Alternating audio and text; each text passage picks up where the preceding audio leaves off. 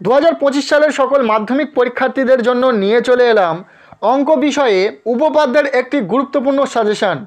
তোমরা যেন পরীক্ষাতে দুটি উপপাদ্য থাকে 5 নম্বরের, যে কোনো একটি উপপাদ্য তোমাদেরকে লিখতে হয়। সো আজকের এই ভিডিওতে এমন 4টি উপপাদ্য তোমাদেরকে বলে দেবো লাস্ট মিনিট সাজেশন হিসাবে, যে 4টি উপপাদ্য তোমরা যদি খুব ভালো করে প্র্যাকটিস করো, আশা রাখবো পরীক্ষাতে তোমরা উপপাদ্য কমন পাবে।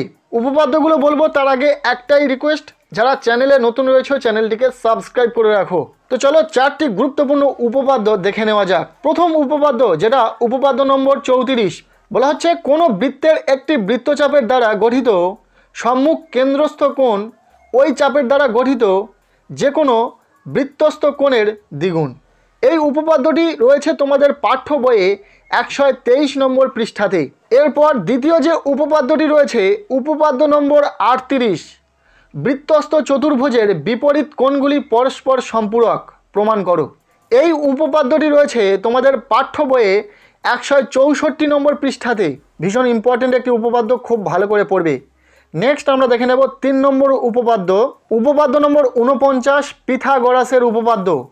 যে কোনো সমকোণী ত্রিভুজের অতিভুজের উপর অঙ্কিত বর্গক্ষেত্রের ক্ষেত্রফল অপর দুই বাহুর উপর অঙ্কিত বর্গক্ষেত্রের ক্ষেত্রফলের সমষ্টির সমান। উপপাদ্যটি ভীষণ গুরুত্বপূর্ণ, পরীক্ষাতে আসার সম্ভাবনা সবচেয়ে বেশি রয়েছে। এই উপপাদ্যটি রয়েছে তোমাদের পাঠ্য বইয়ে 285 নম্বর পৃষ্ঠাতে। এই 49 নম্বর উপপাদ্যটি গুরুত্ব সহকারে পড়বে। নেক্সট যে উপপাদ্যটি রয়েছে উপপাদ্য নম্বর 50, পিথাগোরাসের বিপরীত উপপাদ্য।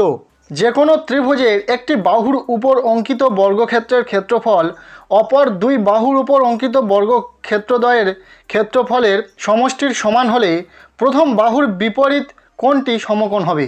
এই উপপাদ্যটি রয়েছে তোমাদের পাঠ্য বইয়ে 286 নম্বর পৃষ্ঠাতে। এই 4টি উপপাদ্য খুবই গুরুত্ব সহকারে তোমরা পরীক্ষার জন্য পড়ে যাবে। আশা রাখবো এখান থেকেই পরীক্ষাতে তোমরা উপপাদ্য কমন পাবে। তবে আরও দুটি এক্সট্রা উপপাদ্য তোমাদেরকে দেখে যেতে বলবো, যে দুটি উপপাদ্য ইম্পর্টেন্ট রয়েছে, পরীক্ষাতে আসার সম্ভাবনা রয়েছে। উপপাদ্য নম্বর 48, যে কোনো সমকোণী ত্রিভুজের সমকৌণিক বিন্দু থেকে অতিভুজের উপর লম্ব অঙ্কন করলে ওই লম্বের উভয় পার্শ্বস্থিত ত্রিভুজদ্বয় সদৃশ এবং ওই ত্রিভুজগুলির প্রত্যেকে মূল ত্রিভুজের সঙ্গে সদৃশ।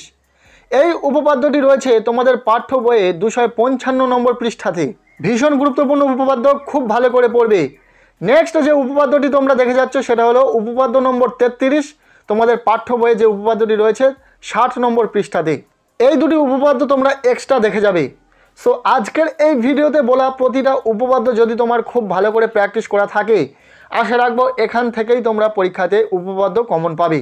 সো ভিডিওটি কেমন লাগলো তোমাদের কমেন্টের মাধ্যমে জানাতে ভুলো না। ভিডিওটি ভালো লেগে থাকলে লাইক করো, চ্যানেলে নতুন হলে চ্যানেলটিকে সাবস্ক্রাইব করে রাখো, আর পারলে ভিডিওটি বন্ধুদের সাথে প্রচুর শেয়ার করে দাও।